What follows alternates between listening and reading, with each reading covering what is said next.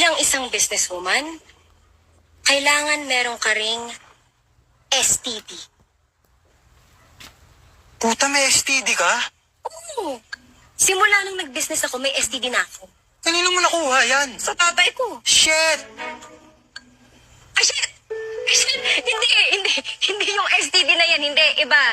Sipag, tiyaga, at determinasyon. Yun ang ibig kong sabihin na STD, hindi ang iniisip mo. STD! Oo. Sipag tayo. Okay. Meron din ako pagdating sa pag-ibig, dapat meron kang tulo.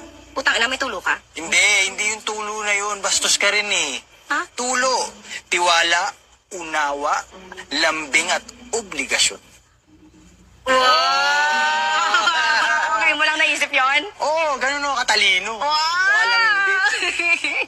natin. Oo, ang galing.